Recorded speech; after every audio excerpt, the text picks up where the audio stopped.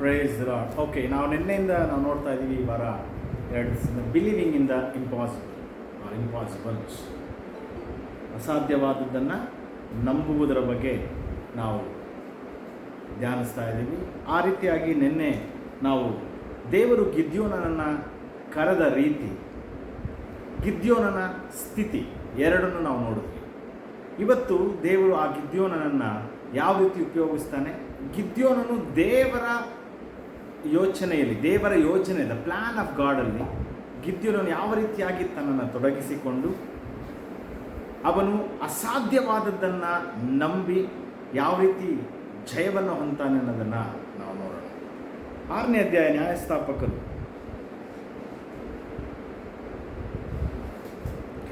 16ನೇ ವಾಕ್ಯ. ನ್ಯಾಯಸ್ಥಾಪಕರು 6:16 ನಾನು ನಿಮಗೆ ಓದ್ತೀನಿ. ಯೆಹೋವನು ಅವನಿಗೆ, ನಾನು ನಿನ್ನ ಸಂಗಡ ಇರುವುದರಿಂದ ನೀನು ಮಿದ್ಯಾನ್ಯರೆಲ್ಲರನ್ನು ಒಬ್ಬ ಮನುಷ್ಯನನ್ನು ಎಂಬಂತೆ ಸಂಹರಿಸಿ ಬಿಡುವಿ ಅಂದರು. C the plan of god in our life.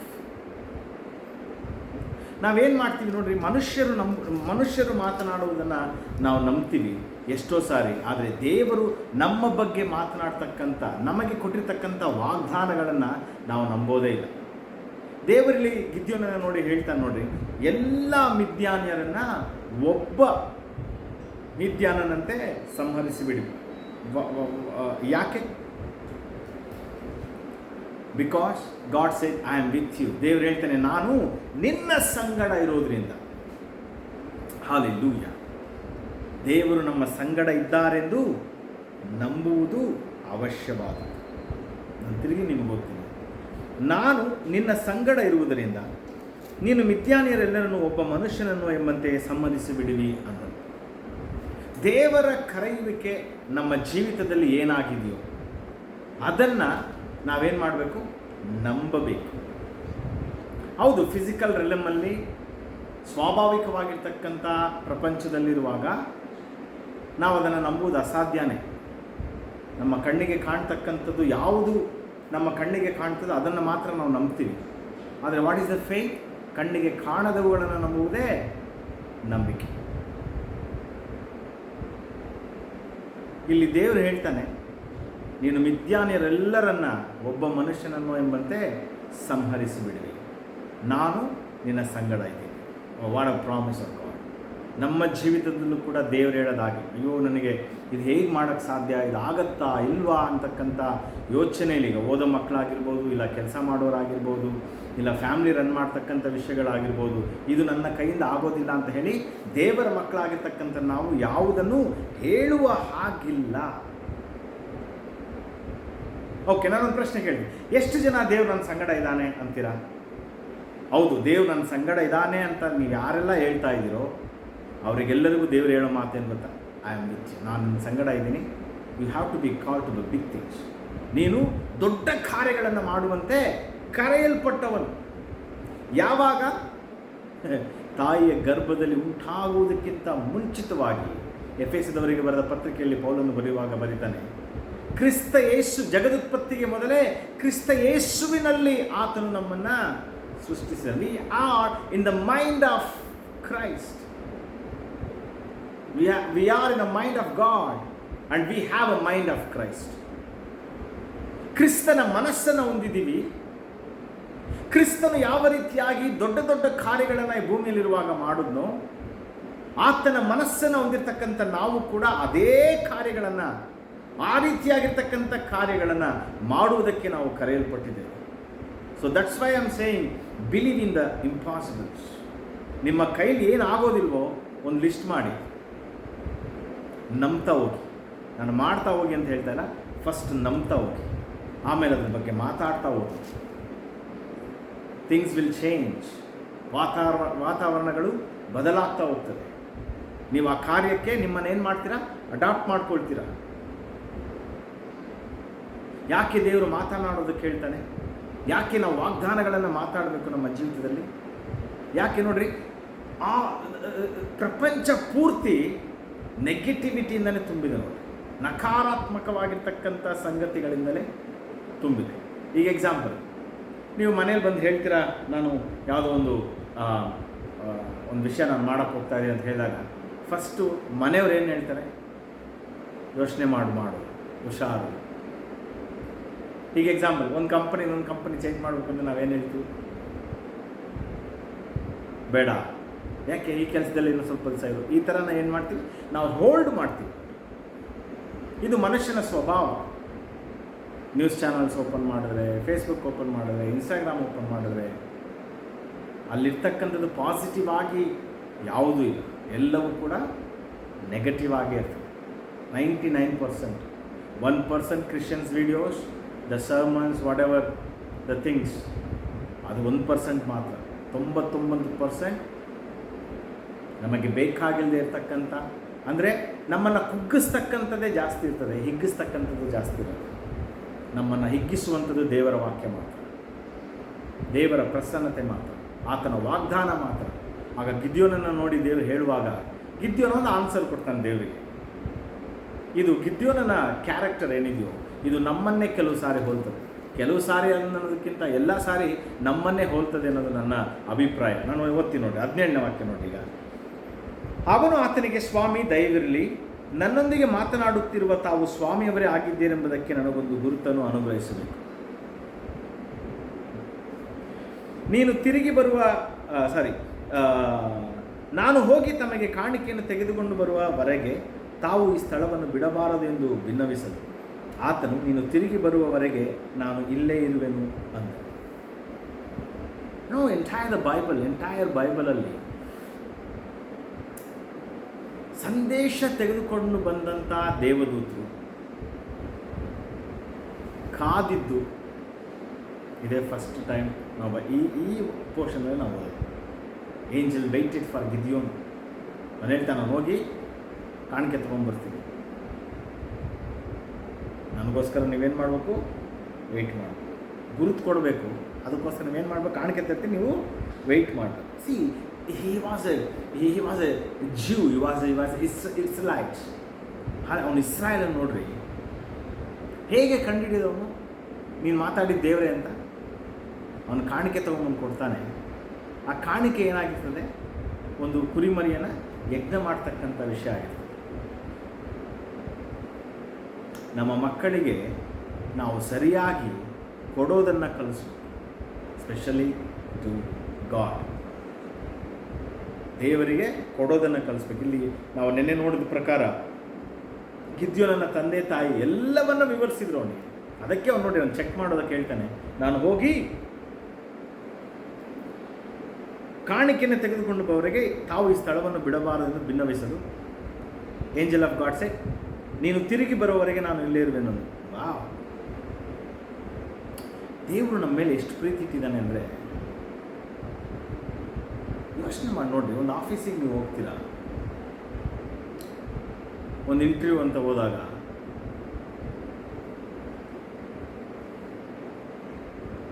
ಆ ಆಫೀಸರ್ಗಳಿಗೋ ಇಲ್ಲ ಆ ಮ್ಯಾನೇಜ್ಮೆಂಟ್ ಟೀಮ್ಗೋಸ್ಕರ ನಾವು ವೆಯ್ಟ್ ಮಾಡಬೇಕಾಗ್ತದೆ ಹೊರತು ಅವ್ರು ನಮಗೋಸ್ಕರ ವೆಯ್ಟ್ ಮಾಡಲ್ಲ. ಆದರೆ ಇಲ್ಲಿ ನಿನ್ನ ಕರೆಯುವಿಕೆಯನ್ನು ನಾನು ನಿನಗೆ ತಿಳಿಸ್ಕೊಡ್ಲೇಬೇಕೆಂಬುದಾಗಿ ದೇವರು ತೀರ್ಮಾನ ಮಾಡಿದ್ರಿಂದ, ಈ ಎಕ್ಸಾಂಪಲ್ ಹಿಂಗೆ ಯೋಚನೆ ಮಾಡಿರಿ. ಗಿದ್ಯೋನ ಮಾತ್ರ ಇದ್ದ ಅಲ್ಲಿ ಪರಾಕ್ರಮಶಾಲಿಯಾಗಿ, ಎಷ್ಟೋ ಜನ ಇದ್ದಿರ್ಬೋದು, ಬಟ್ ಗಾಡ್ ಕೇಮ್ ಟು ಗಿದ್ಯೋನ್. ನಾನು ಹೇಳ್ತೀನಿ ಎಷ್ಟೋ ಜನ ಇದ್ದರು ಅನ್ನೋದಕ್ಕೆ ನಾನು ಹೇಳ್ತೀನಿ ಎಷ್ಟು ಜನ ಇದರಲ್ಲಿ ಬೇರೆ ಪರಾಕ್ರಮಶಾಲಿಗಳಾಗಿ ಎಷ್ಟು ಜನ ಇದ್ದರು. ಆದರೆ ದೇವರು ನಮ್ಮ ಜೀವಿತದಲ್ಲಿ ಇಟ್ಟಂಥ ಗುರಿಯನ್ನು ನಾವು ಸಾಧಿಸೋದಕ್ಕೆ ಪ್ರಯತ್ನ ಮಾಡ್ತೀವೋ ಇಲ್ವೋ, ದೇವರು ನಮ್ಮನ್ನು ಏನು ಮಾಡ್ತಾನೆ, ಪುಷ್ ಮಾಡುವನಾಗಿದ್ದಾನೆ, ಬಲವಂತ ಮಾಡುವನಾಗಿದ್ದಾನೆ. ದೇವರು ಬಲವಂತ ಮಾಡ್ತಾನ? ಎಸ್. ಯಾಕೆ? ನನ್ನಿಂದ ನಿನ್ನಿಂದ ಆತನ ಕಾರ್ಯಗಳನ್ನು ನಾವು ಮಾಡಬೇಕೆಂಬುದಾಗಿ ಆತನು ಬಯಸ್ತಾನೆ. ನಾವು ಆಶೀರ್ವಿಸಲ್ಪಟ್ಟವು, ನಾವು ಭಾಗ್ಯವಂತರು, ನಾವು ಕರೆಯಲ್ಪಟ್ಟವು, ನಾವು ಅಭಿಷೇಕ ಹೊಂದಲ್ಪಟ್ಟವು. Why? Because we are children of God. ನಾವು ದೇವರ ಮಕ್ಕಳಾಗಿದ್ದೀವಿ, ದೇವರ ಮಕ್ಕಳಾಗಿದ್ದೀವಿ. ದೊಡ್ಡ ಕಾರ್ಯಗಳನ್ನು ಮಾಡೋದಕ್ಕೆ ಅವನಿಗೆ ನಂಬಿಕೆಯನ್ನು ಹುಟ್ಟಿಸೋದಕ್ಕೋಸ್ಕರವಾಗಿ ದೇವರಲ್ಲಿದೆ. ಫಸ್ಟೇ ಒಂದು ಪ್ರಶ್ನೆ ಕೇಳಿಬಿಟ್ಟ ದೇವದೂತನಲ್ಲಿ, ಏನಂತ? ದೇವರು ನಮ್ಮ ಸಂಗಡ ಇದ್ದರೆ ಇದೆಲ್ಲ ನಮ್ಗೆ ಯಾಕೆ ಸಂಭವಿಸ್ತದೆ? ಈಗ ಸಡನ್ನಾಗಿ ದೇವ್ರು ಬಿಟ್ಟು ಹೋದರೆ ಅವನ ನಂಬಿಕೆ ಏನಾಗ್ತದೆ? ಕುಗ್ಗಿ ಹೋಗ್ತದೆ. ನಿಜವಾಗ್ಲೂ ಅವ್ನು ಅಂದ್ಕೊಳ್ತಾರೆ, ಹಂಗಾರೆ ದೇವ್ರು ಇಲ್ಲ ಬಿಡು ನನ್ನ ಜೊತೆ, ನಮ್ಮ ಜೊತೆ ದೇವ್ರು ಇಲ್ಲ ಬಿಡು. ದೇವರು ಯಾವಾಗಲೂ ನಮ್ಮ ನಂಬಿಕೆಯನ್ನು ಸ್ಥಿರಪಡಿಸೋನಾಗಿರ್ತಾನೆ. ಇಬ್ರಿಯರು ಬರೆದ ಪತ್ರಿಕೆಯಲ್ಲಿ ನಾವು ಓದ್ತೀವಿ, ನಂಬಿಕೆಯನ್ನು ಹುಟ್ಟಿಸುವಾತನು ಪೂರೈಸುವಾತನು ಆತನೇ. ಇಲ್ಲಿ ನಿನ್ನಿಂದ ಮಿಥ್ಯಾನ್ಯರನ್ನು ಒಬ್ಬ ಮನುಷ್ಯನನ್ನು ಎಂಬಂತೆ ಸಂಹರಿಸುವುದಕ್ಕೆ ನಿನ್ನಿಂದ ಆಗ್ತದೆ ಎಂಬುದಾಗಿ ಇರ್ತಕ್ಕಂಥ ನಂಬಿಕೆಯನ್ನು ಹುಟ್ಟಿಸಿದ್ದು ದೇವರೇ. ಆದ್ದರಿಂದ ಅವನ ನಂಬಿಕೆಯನ್ನು, ಗಿದ್ಯೋನನ ನಂಬಿಕೆಯನ್ನು ಪೂರೈಸುವುದಕ್ಕೂ ಕೂಡ ದೇವರು ನಿಂತ್ಕೊಳ್ತಾರೆ. That's the beauty of our God. Hallelujah. ನಾನು ಯಾವಾಗಲೂ ಹೇಳ್ತಾ ಇರ್ತೀನಿ, ದೇವರನ್ನು ನಾವು ನಂಬುವುದಕ್ಕಿಂತ ದೇವರು ನಮ್ಮನ್ನೇ ನಂಬಿರೋದು ಜಾಸ್ತಿ ರೀ. ಇದು ಆಶ್ಚರ್ಯವಾಗ ದೇವರು ನಮ್ಮನ್ನು ನಂಬ್ತಾರೆ 100%. ಇವನಿಂದ ಈ ಕಾರ್ಯ ಆಗ್ತದೆ ಅಂತ ದೇವರು ನಮ್ಮ ಮೇಲೆ ಅಧಿಕವಾಗಿರ್ತಕ್ಕಂಥ ನಂಬಿಕೆ ಇಟ್ಟಿದ್ದಾನೆ. ನಾವು ಆತನ ಮೇಲೆ ನಂಬಿಕೆ ಇಟ್ಟದ್ದಕ್ಕಿಂತ ಹೆಚ್ಚಾಗಿ ನಾವು ಅದನ್ನು ತಿಳ್ಕೋಬೇಕು, ಅದನ್ನು ಗ್ರಹಿಸ್ಕೋಬೇಕು. We have to understand that thing. Hallelujah. ದೇವರು ಎಷ್ಟರ ಮಟ್ಟಿಗೆ ನಮ್ಮನ್ನು ನಂಬಿದ್ದಾನೆ ಅಂತ ಹೇಳಿದ್ರೆ, ಪರ್ಸನಲ್ ಆಗಿ, ವೈಯಕ್ತಿಕವಾಗಿ ನಾನು ಹೇಳ್ತೀನಿ, ಪ್ರತಿಯೊಬ್ಬರ ವೈಯಕ್ತಿಕ ಜೀವನದಲ್ಲಿ ದೇವರು ಹೇಳ್ತಾನೆ, ನಿನ್ನನ್ನು ಬಿಟ್ಟರೆ ಇದನ್ನು ಬೇರೆ ಯಾರು ಮಾಡೋಕ್ಕಾಗೋದಿಲ್ಲ ಅಂತ. That's the fact, that's the truth. Hallelujah. So we have to connect it to the Holi Spirit, we have to connect it to the word of God. ದೇವರ ವಾಕ್ಯದೊಟ್ಟಿಗೆ ನಾವು ಯಾವಾಗ ನಾವು ಕನೆಕ್ಷನಲ್ಲಿ ಇರ್ತೀವೋ, ಆ ವಾಕ್ಯದಲ್ಲಿರ್ತಕ್ಕಂಥ ಜೀವ ನಮ್ಮ ಲೈಫಲ್ಲಿ ಉಂಟಾಗ್ತದೆ. ಇದನ್ನು ಹೋಗ್ತಾನೆ, ಆಡು ಮರಿ ತೊಗೊಂಡ್ಬರ್ತಾನೆ, ಇದೆಲ್ಲ ನೀವು ಆಮೇಲೆ ಓದ್ಕೊಳ್ಳಿ ಆ ಅಧ್ಯಾಯ ಓದುವಾಗ.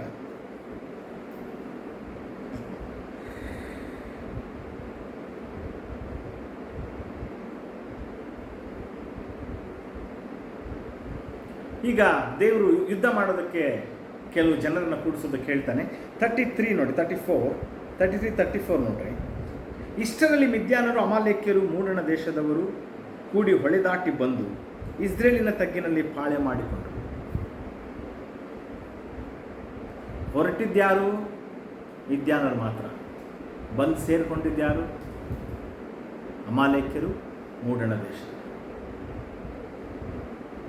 ಕೆಲವು ಸಮಯಗಳಲ್ಲಿ ನಿಮಗೆ ವಿರೋಧವಾಗಿ ಎದ್ದೇಳ್ತಕ್ಕಂಥ ಒಬ್ಬ ವ್ಯಕ್ತಿಯನ್ನು ನೀವು ನೋಡೋದಾದರೆ, ಅವನೊಬ್ಬ ವ್ಯಕ್ತಿ ಆಗಿರೋದಿಲ್ಲ, ದೇರ್ ಈಸ್ ಎ ಫೋರ್ಸ್. ಅಲ್ಲೊಂದು ಸೈನ್ಯನೇ ನಿಮಗೆ ವಿರುದ್ಧವಾಗಿ ನಿಂತ್ಕೊಂಡಿರುತ್ತೆ. ಬಟ್ ದೇವರ ಮಕ್ಕಳಾಗಿರ್ತಕ್ಕಂಥ ನಾವು ಭಯಪಡುವ ಅವಶ್ಯಕತೆ ಇಲ್ಲ. ಯಾಕೆ ಅಂತ 33 ಓದ್ತೀವಿ ನೋಡ್ರಿ, 34 ಓದ್ತೀವಿ ನೋಡ್ರಿ. ಆಗ ಗಿದ್ಯೋನನು ಯೆಹೋವನ ಆತ್ಮನ ಆವೇಶವುಳ್ಳವನಾಗಿ ಕೊಂಬನ್ನು ಊದನು. ನಿಮ್ಮ ಸರ್ಕಮ್ಸ್ಟಾನ್ಸಸ್ನ ನೋಡ್ತೀರಾ, ನಿಮ್ಮ ಪರಿಸ್ಥಿತಿಗಳನ್ನು ನೋಡ್ತೀರಾ, ನೀವು ಮಾಡಬೇಕಾಗಿದ್ದೊಂದೇ, you have to fill with the Holi spirit. ಈ ವಾಕ್ಯ ಹೇಳ್ತಿದೆ, ಆತ್ಮನ ಆವೇಶವುಳ್ಳವನಾಗಿ. ಆತ್ಮದಲ್ಲಿ ನಾವು, ಪರಿಶುದ್ಧಾತ್ಮನಲ್ಲಿ ನಾವೇನು ಮಾಡಬೇಕು? ತುಂಬಿಕೊಳ್ಬೇಕು. ಕೊಂಬನ್ನು ಊದಲು, that's the praise, that's the meaning of ಸ್ತುತಿ. ಕೊಂಬನ್ನು ಊದಲು ಅಂತ ಹೇಳಿದ್ರೆ ಸ್ತುತಿ ಅಂತ ಅರ್ಥ. ಆವೇಶವುಳ್ಳವನಾಗಿ ಸ್ತುತಿಸಲು ಅಬಿಯೇಜರನ ಗೋತ್ರದವರು ಬಂದು ಅವನನ್ನು ಹಿಂಬಾಲಿಸಿದರು. ಅವನು ಉಳಿದ ಮನಸ್ಸೆಯವರ ಬಳಿಗೆ ದೂತರನ್ನು ಕಳಿಸಲಾಗಿ ಅವರು ಕೂಡಿ ಬಂದರು. ಅಶೇರ್, ಜಬುಲೋನ್, ನಫ್ತಾಲಿ ಕುಲಗಳವರ ಬಳಿಗೆ ದೂತರನ್ನು ಕಳಿಸಲು ಅವರು ಬಂದು ಯುದ್ಧ ಪ್ರಯಾಣಕ್ಕೋಸ್ಕರ ಸೇರಿಕೊಂಡರು. They were gathered, almost the tribe of Israel.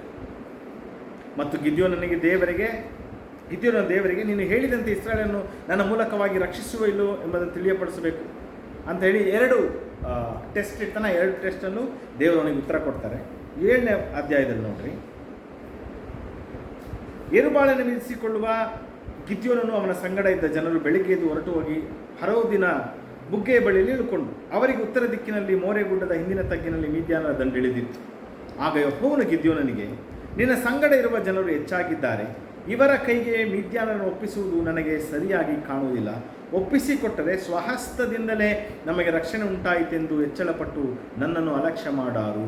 O wow! ದೇವ್ರು ಹೇಳ್ತಾನೆ, ಅಪ್ಪ ನಿನ್ನ ಜೊತೆ ಬಂದವರೆಲ್ಲ ತುಂಬ ಜಾಸ್ತಿ ಇದ್ದಾರೆ, ಇವ್ರ ಹತ್ರ ನಾನು ಮಿದ್ಯಾನರನ್ನು ಒಪ್ಪಿಸ್ಕೊಟ್ರೆ ಆಫ್ಟರ್ ದ ಮ್ಯಾಚ್ ಏನು ಹೇಳ್ತಾರೆ? ಬಾಲ್ ಕಳೆದೋಯ್ತು ಅದಕ್ಕೆ ನಾವು ಗೆದ್ದಿದ್ದು ಅನ್ನೋ ಥರ ಎಕ್ಸಾಂಪಲ್ ಅನ್ನೋ ಥರ ಆ ರೀತಿಯಾಗಿ ಇವ್ರು ಏನಂದ್ರೆ ಸ್ವಬಲದಿಂದಲೇ ನಾವು ಗೆದ್ವಿ ಅನ್ನೋದನ್ನು ಅಂದ್ಕೊಂಡು ನನ್ನನ್ನು ಅಲಕ್ಷ್ಯ ಮಾಡಾರು ಅಂತ ಹೇಳಿ ದೇವರೊಂದು ಐಡಿಯಾ ಕೊಡ್ತಾರೆ ನೋಡ್ರಿ. ಆದ್ದರಿಂದ ಎಲ್ಲ ಜನರಿಗೆ ಕೇಳಿಸುವಂತೆ ಧೈರ್ಯವಿಲ್ಲದವರು, ಅಂಜುವವರು ಈ ಗಿಲ್ಯಾದ್ ಪರ್ವತವನ್ನು ಬಿಟ್ಟು ಮನೆಗೆ ಹೋಗಲಿ ಎಂದು ಪ್ರಕಟಿಸುವುದನ್ನು ಹಾಗೆ ಮಾಡಲು 22,000 ಮಂದಿ ಹಿಂದಿರುಗಿ ಹೋದರು, 10,000 ಮಂದಿ ಉಳಿದರು. ಆಗ ಟೋಟಲ್ 32,000 ಪೀಪಲ್. 22 ಅವರು ಅಂದರೆ ಕೆಲವರು ಕಾಯ್ತಾ ಇದ್ರು ಅನಿಸುತ್ತೆ, ಯಪ್ಪ ಏನೋ ಬಂದ್ಬಿಟ್ರಿ, ಯಾವುದೋ ಜೋಶಲ್ಲಿ ಬಂದ್ಬಿಟ್ರಿ. ಇಲ್ಲಿ ನೋಡಿದ್ರೆ ಬರೀ ನಾನದೇ ಹೇಳಿ, ಮಿದ್ಯಾನರು ಮಾತ್ರ ಇಲ್ಲ, ಅಮಾಲೇಕ್ಯರು ಇದ್ದಾರೆ, ಮೂಡಣ ದೇಶದವರು ಇದ್ದಾರೆ. ಅಯ್ಯೋ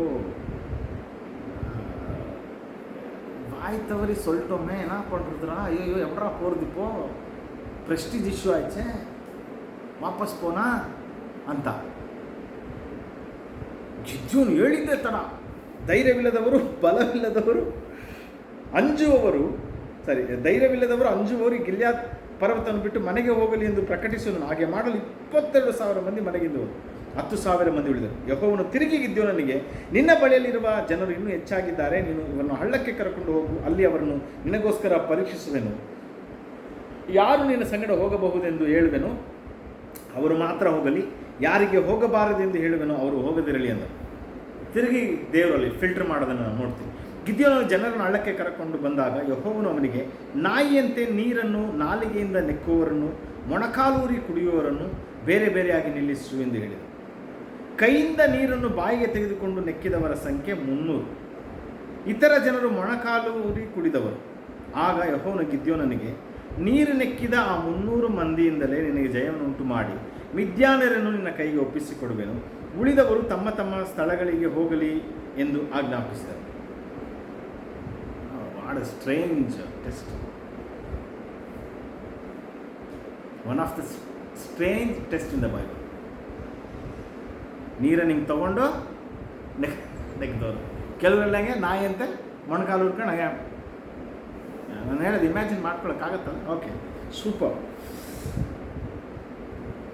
ಅದೇ ದಿವಸ ರಾತ್ರಿಯಲ್ಲಿ 8 ನೋಡ್ರಿ, ಗಿದ್ಯೋನನು 300 ಜನರನ್ನು ಇಟ್ಟುಕೊಂಡು ಉಳಿದ ಇಸ್ರಾಯೇಲರನ್ನು ಅವರವರ ಗುಡಾರಗಳಿಗೆ ಕಳುಹಿಸಿದನು. ಕಳುಹಿಸುವಾಗ ಅವರ ಇದ್ದ ಆಹಾರವನ್ನು, ಕೊಂಬುಗಳನ್ನು ತನ್ನ ಜನರಿಗೋಸ್ಕರ 300 ಜನಕ್ಕೋಸ್ಕರ ತಗೊಂಡ. ಮಿದ್ಯಾನರ ದಂಡು ಕೆಳಗೆ ತಗ್ಗಿನಲ್ಲಿ ಇಳ್ಕೊಂಡಿತ್ತು, ದ ವ್ಯಾಲಿ. ಅದೇ ದಿವಸ ರಾತ್ರಿ ಯೆಹೋವನು ನೀನು ಎದ್ದು ಹೋಗಿ ಶತ್ರುಗಳ ಪಾಳ್ಯದ ಮೇಲೆ ಬೀಳು, ಅದನ್ನು ನಿನಗೆ ಒಪ್ಪಿಸಿಕೊಟ್ಟಿದ್ದೇನೆ, ಅದರ ಮೇಲೆ ಬೀಳುವುದಕ್ಕೆ ಹೆದರುತ್ತಿಯಾದ. ಇನ್ನೂ ಕೂಡ ದೇವರು ನೋಡಿ ಅವನು ಹೇಳ್ತಾನೆ, ನೀನು C God knows our nature. ದೇವರಿಗೆ ನಮ್ಮ ಸ್ವಭಾವ ಗೊತ್ತು, ನಾವು ಯಾವುದಕ್ಕೆಲ್ಲ ಹೆದರ್ತೀವಿ ಅಂತ. ನೋಡ್ರಿ, ನೀವು ಅದಕ್ಕಿಂತ ಮುಂಚೆ 6ನೇ ಅಧ್ಯಾಯ 36ರಿಂದ ಓದಿ ನೋಡ್ರಿ, 36ರಿಂದ 40 ತನಕ ಓದಿ ನೋಡ್ರಿ. ಅವನು 2 ಟೆಸ್ಟ್ ಇರ್ತಾನೆ ದೇವರಿಗೆ. ನೀನು ನನ್ನ ಜೊತೆ ಇರೋದಾದರೆ ಹಿಂಗೆ ಆಗಬೇಕು, ಹಿಂಗೆ ಆಗಬೇಕು. ದೇವರು ಆ 2 ಟೆಸ್ಟನ್ನು ಪ್ರೂವ್ ಮಾಡ್ತಾನೆ, ಹೌದು ಕಣ ನಾನು ನಿನ್ನ ಜೊತೆನೇ ಇದ್ದೀನಿ ಅಂತ. ಆದರೆ ಇಲ್ಲಿ ಕೂಡ ದೇವ್ರು ತಿರುಗಿ ಅವನಿಗೆ ಹೌ ಸಾಫ್ಟ್ ಕಾರ್ನರ್ ನೋಡ್ರಿ ದೇವ್ರು ನಮ್ಮ ಮೇಲೆ. ನಾನು ಹೇಳ್ತೀನಿ, ನೀನು ಎದುರುತ್ತಿ ಆದರೆ ಡೈರೆಕ್ಟಾಗಿ ಹೋಗಿ ಎದುರ್ತೀಯಪ್ಪ, ಒಂದು ಐಡಿಯಾ ಮಾಡು. 10ನೇ ವಾಕ್ಯ, ಮೊದಲು ನಿನ್ನ ಸೇವಕನಾದ ಪೂರ್ಣ ಸಂಗಡ ಅಲ್ಲಿಗೆ ಹೋಗಿ ಅವರು ಮಾತಾಡಿಕೊಳ್ಳುವುದನ್ನು ಲಾಲಿಸು, ಆಗ ಅವರ ಮೇಲೆ ಬೀಳುವುದಕ್ಕೆ ನಿನಗೆ ಧೈರ್ಯ ಬರುವುದು ಅಂತ. C god make a way in our life. Ultimate point of god is ನಾವು ಯಾವುದಕ್ಕೆ ಹೆದರಬಾರದು ಅನ್ನೋದೇ. ನಾವು ಹೆದರ್ತೀವಿ ಅನ್ನೋದಾದರೆ ಗಾಡ್ ಶೋಯಿಂಗ್ ದ ಥಿಂಗ್ಸ್. ಹೆದರಬೇಡ್ರಿ, ಹೆದರಬೇಡ, ಐ ಆಮ್ ವಿತ್ ಯು. ಇದಕ್ಕೂ ಹೆದರ್ತಾ ಇದೆಯಾ, ಬಾ ನಾನೊಂದು ಐಡಿಯಾ ಮಾಡ್ತೀನಿ, ನೀನು ಅದನ್ನು ಹೋಗಿ ನೋಡು. ಹಾಲೆಲೂಯಾ, ವಾ what a good god V serve. Okay, ಅಲ್ಲಿ ನೋಡ್ರಿ, ತಿರ್ಗಾ ಓದ್ತೀನಿ 11 ನೋಡ್ರಿ. ಗಿದ್ಯೋನನು ಅದರಂತೆಯೇ ತನ್ನ ಸೇವಕನಾದ ಪೂರನ ಸಂಗಡ ಶತ್ರು ಸೈನಿಕರ ಪಾಳೆಯದ ಕಡೆ ಭಾಗಕ್ಕೆ ಹೋದನು. ಮಿದ್ಯಾನರು, ಅಮಾಲೇಕ್ಯರು, ಮೂಡಣ ದೇಶದವರು ಮಿಡಿತೆಗಳಂತೆ ಗುಂಪಾಗಿ ತಗ್ಗಿನಲ್ಲಿ ಇಳಿಕೊಂಡಿದ್ದರು. ಅವರ ಒಂಟೆಗಳು ಸಮುದ್ರ ತೀರದ ಮರಳಿನಂತೆ ಅಸಂಖ್ಯವಾಗಿದ್ದವು. ಗಿದ್ಯೋನನು ಬಂದಾಗ ಅವರಲ್ಲೊಬ್ಬನು ತನ್ನ ಜೊತೆಗಾರನಿಗೆ ಒಂದು ಕನಸನ್ನು ತಿಳಿಸುತ್ತಿದ್ದನು. ಅವನು, ಇಗೋ, ನಾನು ಒಂದು ಕನಸನ್ನು ಕಂಡೆನು, ಅದರಲ್ಲಿ ಒಂದು ಜವೆಗೋದಿಯ ರೊಟ್ಟಿಯು ಉರುಳುತ್ತಾ ಮಿದ್ಯಾನರ ಪಾಳೆಯದೊಳಗೆ ಬಂದು ಅದು ಡೇರೆಗೆ ತಗುಲಿ ಅದನ್ನು ಅಡಿಮೇಲು ಮಾಡಿ ಬಿಳಿಸಿಬಿಟ್ಟಿತು ಎಂದು ಹೇಳಲು, ಅವನ ಜೊತೆಗಾರನು, ಇದು ಇಸ್ರಾಯೇಲನಾದ ಯೋವಾಷನ ಮಗ ಗಿದ್ಯೋನನ ಕತ್ತಿಯ ಹೊರತು ಮತ್ತೊಂದಲ್ಲ. ದೇವರು ಮಿದ್ಯಾನರನ್ನು ಅವರ ಪಾಳೆಗಳನ್ನು ಅವನ ಕೈಗೆ ಒಪ್ಪಿಸಿದೆನೋ ಅನ್ನೋದು ಪಾಯಿಂಟ್ ಇದೆ. ಈಗ ಗಿದ್ಯೋನನು ಅವನ ಸೇವಕನಾದ ಪೂರ ಏನು ಮಾಡ್ತಾರೆ, they came to the valley, ಹಳ್ಳಕ್ಕಿಳಿದು ತಗ್ಗಿಗಿಳಿದ್ರು. ಫಸ್ಟ್ ಡೇರೆ ಅಲ್ಲಿ ವಾಕ್ಯ ಅಸಂಖ್ಯವಾಗಿ ಕುಡಿದ್ರು ಅಂತ. ಫಸ್ಟ್ ಡೇರೆ ಹತ್ರ ಬರ್ತಾರೆ, ಅಲ್ಲಿ ಒಳಗಡೆ ಅವ್ರು ಮಾತಾಡ್ತಾರೆ, ಅಪ್ಪ ನಾನೊಂದು ಕನಸು ಕಂಡೆ, ಒಂದು ಜವೆಗೋಧಿ ರೊಟ್ಟಿ ಉರುಳ್ತಾ ಬಂದು ಎಲ್ಲ ಡೇರೆಗಳನ್ನು ತಲೆ ಕೆಳಗೆ ಮಾಡ್ತು ಅಂತ ಬಂದು ಡೇರೆಗೆ ತಗುಲಿ ಅದನ್ನು ಅಡಿಮೇಲು ಮಾಡಿ ಬೀಳಿಸಿಬಿಟ್ಟಿತ್ತು ಎಂದು ಹೇಳೋದು. ನನ್ನ ಪಾಯಿಂಟ್ ಏನಂತ ಹೇಳಿದ್ರೆ, this is not a miracle. ಈಗ ನಾವೇನು ಇಷ್ಟು ಎರಡು ದಿವಸ ನಾವು ನೋಡ್ತಾ ಇದ್ದೀವೋ, ಯೆಹೋವನು ಬಂದು ಆ ದೂತನು ಬಂದು ಗಿದ್ಯೋನ ಹತ್ರ ಮಾತಾಡಿದ್ದು, ಅವನು ಬಲಿ ಕೊಟ್ಟಿದ್ದು, ಮತ್ತು ಗಿದ್ಯೋನನ್ನು ಪರೀಕ್ಷಿಸಿದಾಗ ಆ 2 ಪರೀಕ್ಷೆಗಳನ್ನು ಪಾಸ್ ಮಾಡಿದ್ದು, ತಿರ್ಗಾ 32,000 ಜನ ಬಂದಾಗ ದೇವರು ಅವ್ರನ್ನ ತಿರ್ಗಾ ರಿಟರ್ನ್ ಕಳಿಸಿ ಬರೀ 300 ಜನರನ್ನು ಆರಿಸ್ಕೊಂಡಿದ್ದು. ಸಮ್ಟೈಮ್ಸ್ ಅದು ಸ್ಪೆಷಲ್ ಆಗಿ ತೋರಿಸ್ತದೆ ಅನ್ನಿಸ್ತದೆ ನನಗೆ. ನನ್ನ ಅಭಿಪ್ರಾಯ ಏನಂತ ಹೇಳಿದ್ರೆ, ಕೆಳಗಿನ ವಾಕ್ಯ 14, ಅವನ ಜೊತೆಗಾರನು, ಇದು ಇಸ್ರಾಯೇಲನಾದ ಯೋವಾಷನ ಮಗ ಗಿದ್ಯೋನನ ಕತ್ತಿಯ ಹೊರತು ಮತ್ತೊಂದಲ್ಲ, ದೇವರು ಮಿದ್ಯಾನ್ಯರನ್ನು ಅವರ ಪಾಳೆಗಳನ್ನು ಅವರ ಕೈಗೆ ಒಪ್ಪಿಸಿದನು. ಅರ್ಥ ಆಗ್ತದೆ ನಾನು ಹೇಳ್ತಾ ಇರೋದು ಪಾಯಿಂಟ್ ಏನಂತ. ದೇವರು ನಮ್ಮನ್ನ ಮೇಲಕ್ಕೆತ್ತೋದಕ್ಕೆ ಪ್ರಾರಂಭ ಮಾಡಿಬಿಟ್ರೆ, ಕೈ ಹಾಕಿಬಿಟ್ರೆ, ಈವನ್ ದ ಶತ್ರುವಿನ ಪಾಳೆಯದಲ್ಲಿ ಗಾಡ್ ಗಿವ್ ಎ ಡೀಟೇಲ್ಸ್. ಇಲ್ಲಿ ವಾಕ್ಯ ನೋಡಿ ಎಷ್ಟು ಪರ್ಫೆಕ್ಟ್ ಆಗಿ ಬರುತ್ತೆ. ಅವನು ಹೇಳ್ತಾನೆ, ಇದು ಇಸ್ರಾಯೇಲ್ಯನಾದ ಯೋವಾಷನ ಮಗನಾದ ಗಿದ್ಯೋನನ ಕತ್ತಿ. How he knows? ನಾನು ಹೇಳೋದು ಅರ್ಥ ಆಗ್ತಾ ಇದೆಯಾ? ಈ ಪಾಯಿಂಟ್ ಆಫ್ ವ್ಯೂ ವಾಕ್ಯ ಯಾವ ಥರ ನೀವು ನೋಡಿದ್ದೀರಾ? ಅವನು first of all is my enemy. ಅಲ್ಲಿ ವಾಕ್ಯ ಹೇಳ್ತದೆ ಸಮುದ್ರ ತೀರದಷ್ಟು ಜನರು ಬಂದು ಕೂತ್ಕೊಂಡಿದ್ರು, ಪಾಳೆ ಮಾಡ್ಕೊಂಡಿದ್ರು ಅಂತ. ಆದರೆ ಇಲ್ಲಿ ಆ ಪಾಳೆಯದ ಫಸ್ಟ್ ಡೇರೆಯಲ್ಲಿ ಅವನು ಹಿಡಿದು ಹೋಗ್ತಕ್ಕಂಥ, ಅವ್ನು ಮೀಟ್ ಮಾಡ್ತಕ್ಕಂಥ ಫಸ್ಟ್ ಡೇರೆಯಲ್ಲಿ ಒಳಗಡೆ ಒಬ್ಬ ಮಾತಾಡ್ತಾನೆ, ಕರೆಕ್ಟು, ಕನಸನ್ನು ಹೇಳ್ತಾನೆ, ಸರಿ. ಆದರೆ ಯಾರು ಬರ್ತಾನೆ ಅವರ ಅಪ್ಪನ ಹೆಸರೇನು ಅಂತ, ಅವರ ಅಪ್ಪನ ಹೆಸರು ಸಮೇತ ಗಾಡ್ ರಿವೀಲ್ಡ್ ಹಿಸ್ ಎನಿಮೀಸ್. ಇದು ಬೈಬಲಲ್ಲಿ ಫಸ್ಟ್ ವಿಷಯ ಈ ಥರ ಬರ್ತಕ್ಕಂಥ ವಿಷಯಗಳು. Enemy knows the details of you, detail of your father. That means your home. ಇವನ ಹೆಸರೇನು, ಇವ್ರ ಅಪ್ಪನ ಹೆಸರೇನು.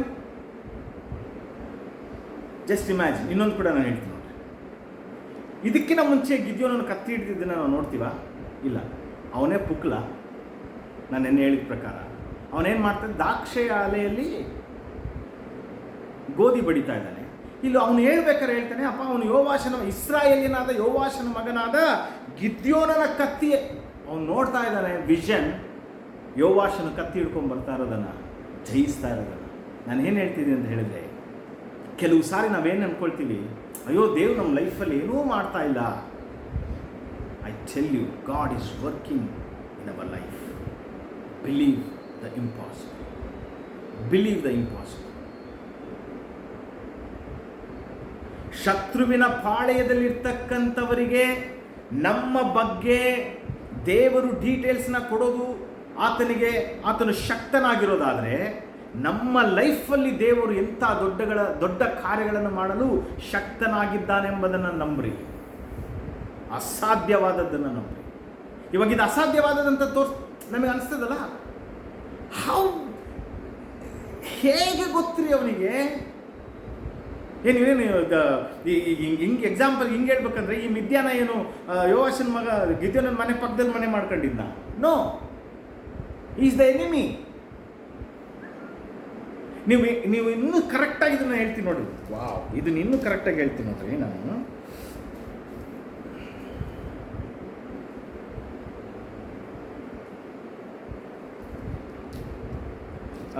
ಆರನೇ ಅಧ್ಯಾಯ ನೋಡ್ರಿ, 6ನೇ ಅಧ್ಯಾಯ 6ನೇ ಅಧ್ಯಾಯ 2ನೇ ವಾಕ್ಯದಿಂದ ಓದ್ತೀನಿ ನೋಡ್ರಿ. ಮಿದ್ಯಾನರ ಹಸ್ತವು ಬಲಗೊಂಡದರಿಂದ ಇಸ್ರಾಯೇಲರು ಅವರಿಗೆ ಹೆದರಿ ಪರ್ವತಗಳಲ್ಲಿ ಕಂದರ ಗುಹೆ ದುರ್ಗಗಳನ್ನು ಮಾಡಿ ಸೇರಿಕೊಂಡರು. ಇವರು ಬೀಜ ಬಿತ್ತಿದ ತರುವಾಯ ಮಿದ್ಯಾನರು ಅಮಾಲೇಕ್ಯರು ಮೂಡಣ ದೇಶದವರು ಇವರಿಗೆ ವಿರೋಧವಾಗಿ ದಂಡೆತ್ತಿ ಬಂದು ಇಳುಕೊಂಡು ಗಾಜಾ ಪ್ರಾಂತದವರೆಗಿದ್ದ ಎಲ್ಲ ಭೂಮಿಯ ಹುಟ್ಟುವಳಿಯನ್ನು ಹಾಳು ಮಾಡಿಬಿಟ್ಟದರಿಂದ ಇವರಿಗೆ ದವಸ ಧಾನ್ಯವಾಗಲಿ ಕುರಿದನ ಕತ್ತೆಯಾಗಲಿ ಉಳಿಯಲೇ ಇಲ್ಲ. ಆ ಶತ್ರುಗಳು ತಮ್ಮ ಕುರಿದನ ಗೂಡಾರಗಳ ಸಹಿತವಾಗಿ ಮಿಡತೆಗಳಂತೆ ಗುಂಪು ಗುಂಪಾಗಿ ಬಂದರು. ಅವರು ಅವರ ಒಂಟೆಗಳು ಅಸಂಖ್ಯ. ಆ ಗುಂಪೆಲ್ಲ ಬಂದು ದೇಶವನ್ನು ಹಾಳು ಮಾಡುತ್ತಿತ್ತು. ಇಸ್ರಾಯೇಲರು ಮಿದ್ಯಾನರ ದೆಸೆಯಿಂದ ಬಲು ಕುಗ್ಗಿ ಹೋಗಿ ಯೆಹೋವನಿಗೆ ಮೊರೆ ಇಟ್ಟರು ಅಂತ ನಾವೇನು ಓದ್ತೀವಿ. ಇವ್ರೇನು ಮಾಡ್ತಾ ಇದ್ರು ಅಂತ ಹೇಳಿದರೆ, ಬೀಜ ಬಿತ್ತಬೇಕಾದ್ರೆ ಬರ್ತಾ ಇರಲಿಲ್ಲ ಅಂದರೆ ಅಲ್ಲಿ ಯಾವನು ಸ್ಟೇ ಆಗಿರಲಿಲ್ಲ. ಅರ್ಥ ಆಯ್ತಾ? ಯೋವಾಷನ ಮಗ ಗಿದ್ಯೋನ್ ಅಂತ ತಿಳ್ಕೊಳ್ಳೋ ಲೆವೆಲಲ್ಲಿ ಇಸ್ರಾಯೇಲಲ್ಲಿ ಯಾವನು ಅಲ್ಲಿ ವಾಸ ಮಾಡ್ತಿರ್ಲಿಲ್ಲ. ಅವ್ರು ಯಾವಾಗ ಬರ್ತಾ ಇದ್ರು? ಬೀಜ ಬಿತ್ತಿದ ಮೇಲೆ. ಆಯ್ತಾ? ಯಾವಾಗ? 4ನೇ ವಾಕ್ಯ ನೋಡ್ರಿ. ಎಲ್ಲ ಭೂಮಿಯ ಹುಟ್ಟುವಳಿಯನ್ನು ಹಾಳು ಮಾಡೋದಕ್ಕೋಸ್ಕರ ಬರ್ತಾ ಇದ್ದು. ದವಸ ಧಾನ್ಯ, ಕುರಿ, ದನ, ಕತ್ತೆ ಎಲ್ಲನ ಬಾಚ್ಕೊಂಡು ಹೋಗ್ತಾ ಇದ್ರು. That means yearly once or 6 months once ಆ ಥರ. ಆದರೆ ಇಲ್ಲಿ ನಾವು ನೋಡ್ತೀವಿ, ಅವನು ಹೇಳ್ತಾನೆ, ಇದು ಯೋವಾಷನ ಮಗನಾದ ಗಿದ್ಯೋನನ ಕತ್ತಿ ಹೊರತು ಮತ್ತೊಂದಲ್ಲ. ಹಾಗೆ ಯೋಚನೆ ಮಾಡ್ರಿ, ನೀವು ಯಾರನ್ನೋದನ್ನ ನಿಮಗಿಂತ ನಿಮ್ಮ ಎನಿಮಿಗೆ ಗೊತ್ತು. ನಾನು ಯಾರು, ನನ್ನ ಮೇಲಿರ್ತಕ್ಕಂಥ ಅಭಿಷೇಕ ಏನು, ನಾನು ಯಾವುದಕ್ಕೋಸ್ಕರ ಕರೆಯಲ್ಪಟ್ಟಿದ್ದೀನಿ ಅನ್ನೋದು ನನಗಿಂತ ಚೆನ್ನಾಗಿ ಯಾರಿಗೆ ಗೊತ್ತು? ಸೈತಾನನಿಗೆ ಗೊತ್ತು. ನಿಮ್ಮ ಲೈಫಲ್ಲಿ ನೀವಿಷ್ಟೇ ಈ ಲೆವೆಲಲ್ಲಿ ಆಶೀರ್ವಾದವಾಗಿರಬೇಕು, ದೇವರು ಇಟ್ಟಿರ್ತಕ್ಕಂಥ ಆ ಉನ್ನತವಾದ ಸ್ಥಾನಗಳನ್ನೇ ನನಗೆ ಕೊಡಬೇಕು ಅಂತಕ್ಕಂಥ ದೇವರ ಪ್ಲ್ಯಾನ್ಸನ್ನು ನಿಮಗಿಂತ ಚೆನ್ನಾಗಿ ಯಾರಿಗೆ ಗೊತ್ತು? ನಿಮ್ಮ ಶತ್ರುಗಳಿಗೆ ಗೊತ್ತು, ನಿಮ್ಮ ಡೆವಿಲ್ ಗೊತ್ತು, ಸೈತಾನನಿಗೆ ಗೊತ್ತು ರೀ. ನಾವು ಮಾಡಬೇಕಾಗಿರೋದೆ, ಸೈತಾನನಿಗೆ ಇನ್ನೊಂದು ಕೂಡ ಗೊತ್ತು, ನಮ್ಮ ಕೈಯಲ್ಲಿ ಕತ್ತಿ ಇದೆ ಅನ್ನೋದು. That's the very important revolution. That's the very important revolution. ಜವೆ ಗೋಧಿ ಉರುಳ್ಕೊಂಡು ಬಂತು ಅಂತ ನಾವೇನು ಹೇಳ್ತೀವೋ, that's the body of Christ. That's the body of Christ. Hallelujah. Believe in the impossible. ಅಸಾಧ್ಯವಾದದ್ದನ್ನು ನಂಬ್ರಿ. ದೇವರ ಮುಖಾಂತರ ಇದನ್ನು ನಾನು ಮಾಡಲು ಸಾಧ್ಯ ಅನ್ನೋದನ್ನು ನಂಬ್ರಿ. God will do the great things.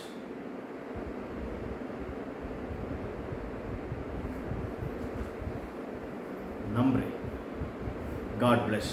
ನಾಳೆ ತಿರ್ಗಾ ನೋಡೋಣ.